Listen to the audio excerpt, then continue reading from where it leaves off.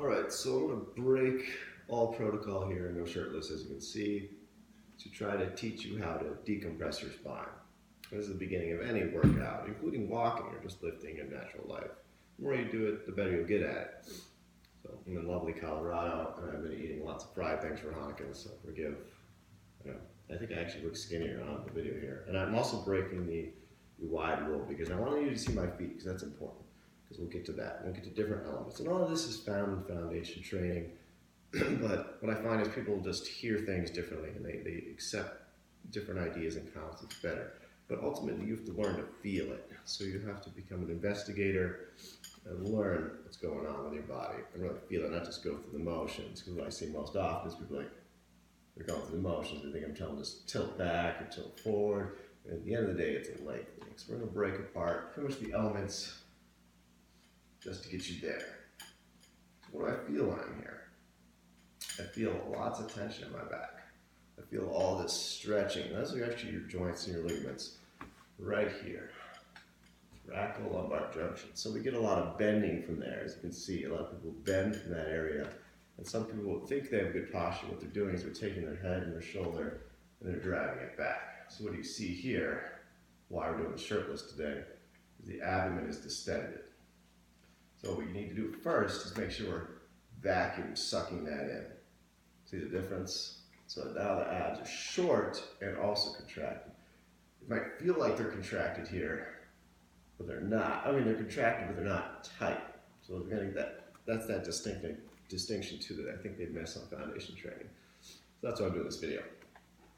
So we're engaging here, tightening and shortening. A couple other things I do.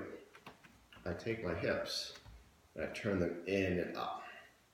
What happens here is the feet first kind of pull in and grab. So our big toe is pulling out and our lateral arch kind of lifts a little bit.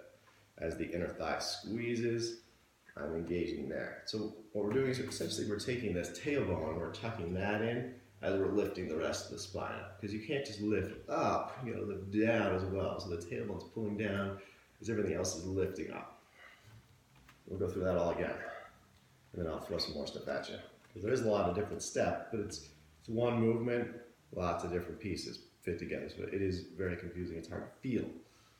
So tightening and shortening, broadening the rib cage, broadening the rib cage, short and tight. We're not driving our shoulders down and back. Shoulders essentially aren't moving at all. So forget about the shoulders. Don't even say shoulders. It's a bad word. Short and tight, right here. Then we're engaging, squeezing the inner thigh. Next thing I want to think about is the hamstring. So I want you to think about keeping your knee lightly loose. They call it in foundation drill, they call it loose. So it's not locked back. A lot of people lock back. They get this, maybe they get this right, but they're kind of in this locked, weird duck position that just looks really awkward. So you keep that knee essentially where it is. So the knee, maybe a little in front of the ankle, but I'm going to take the hip, bring it into the rear of the ankle. See the difference between that and locked back? What you're doing is you're taking more tension on the hamstring. You're stretching it even more. Because the knee kind of wants to follow the hip. So the knee's out here, the hip kind of comes with it. But most people get this forward pelvic swing. What you see here is the hip flexor is not engaged. Hamstrings are dominant, and we're hinging again from the spine. And lots of people get swelling here in the sacroiliac joint. It's all related to that as well. So when we're tightening, shortening, and we're keeping the knee there, but driving the hip back, now we're kind of in position ready to exercise. And I don't even talk about my shoulder and my head, right? Because it's just going to end up in the right position. And for now, I'd start there, because that's most important. Forget about your head, forget about your shoulder. A lot of people are like, well, I was told I had good posture, because that's they're looking from your ear to shoulder up. They see this, and they think it's good, right? We see that hip is out in front of the shoulder. That's the trick. So maybe take some videos of yourself, and maybe that'll help you as well. And I'll tag one thing here on the end, because somebody was asking me about bicep tension. So first we got to get that position before we can even think about stretching our bicep. And if we're in that position, our shoulder and everything will be working in a better position. If it's constantly tilted back like this, shoulder's not working right, neck's not working right, of course elbow's not going to be able to work right, because all the muscle relates here. We got to get everything else good here. So we got to get that tightness. And the one simple stretch, and I'll add on a little bit to it, keeping everything here, is when you got, and this is a good way to know you got the founder right, this lockdown that they call it the founder. I mean, I was doing it before I discovered foundation training just because I worked with people for 2 years and I saw what they were doing. I just look after body, and what's different with me is I'm feeling their spines. I can feel where all that is. So I feel like I've had some advantage there to know where the breakdown happens. So when you get here, it should feel impossible to fully straighten your elbows if your spine is locked. So as I'm pressing out here, I just can't get them straight. Just can't. I feel like I'm pressing like with all my might, and they're just not going to go fully straight. To go fully straight, I have to cheat somewhere in my spine. That's what you should feel like. A lot of tension, a lot of pressure happening, and your spine is working too. Your spine is trying to stay in that lengthened position. Meow! Get out of there, meow, meow. Woo! Cats at home, cats here, can't escape. One thing that's a good example that I would see this a lot with people is the TheraBands. So they would take a TheraBand and maybe they'd start good, maybe they're in a good position to start with. They got that TheraBand and they're like, oh, well, I need to get here. What happens? Everything breaks. The abs broke, the head arched back. Remember, a lot of us are tucked in with the head and the hips go here. A lot of times the head will follow. We'll get that round. So this is like complete lazy posture. Some people are like the over-vigilant hip sway back posture. Most of them, weak hip flexors are dominant. And Nate has a reason behind that. So we'll go into that since we're already deep into this. And I'll probably make this a whole separate video. One problem is the shoes. It's the walking. So the hip flexor's job is kind of slow down your stride. So you can think about this when you're walking. And you'll feel it. You'll feel that. Yeah, look up iliopsoas if you're confused what I'm talking about with the deep, because you got, this is the hip flexor, but we also got the iliopsoas. So that attaches to your lumbar spine, deep here, runs into the pelvis to the femur bone. So a lot of people's femurs, when I feel them, they're so tight. So there's not much motion happening there. What happens is their pelvis is kind of forcing, so that you're shearing with your pelvis, creating so much stress in the sacroiliac joint all the time.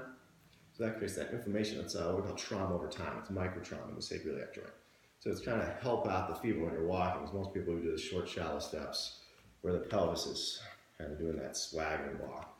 So when we get this position right, and we're holding everything when we're walking, and we're keeping that tension on the hamstrings, you're going to be forcing more movement from your femurs. And if your back is really bad and you just don't got enough core stabilization, I suggest a trochanter belt. Trochanter belt goes around, right around the sacroiliac joint here. So I've noticed, like it's just for a sacroiliac joint sprain, but what I notice with people is that it actually locks your pelvis down. It's doing the work for you, but at least you're getting range of motion out of the hips and you're not beating yourself up. So when you're taking your stride, think about really softening your heel strike. So we have cushions in our shoes, we don't think about it anymore, right? Because that's what the cushion's there for. And I'm not saying go barefoot either, because people get bone bruises because they're still not activating their hip flexor just because you're going to be barefoot. I mean, it'll remind you, if you were bad all day, like, oh yeah, my heel hurts. Wow, I did not walk right today. And then you're not going to be able to right away, because years and years of relying on the cushioned heel in the shoe. So when we're walking, just try to slow that stride down a little bit. And one way to think about that is make no sound. That's why I call it like the ghost mark or the stealth walk or something cryptic like that. I don't know what I'll call it yet. I haven't really done an official video. I did a Facebook Live video. It was the last one I did. So if you go on Client Chiropractic Clinic, Facebook, it should be one of the last videos. I think I even labeled it Ghost March.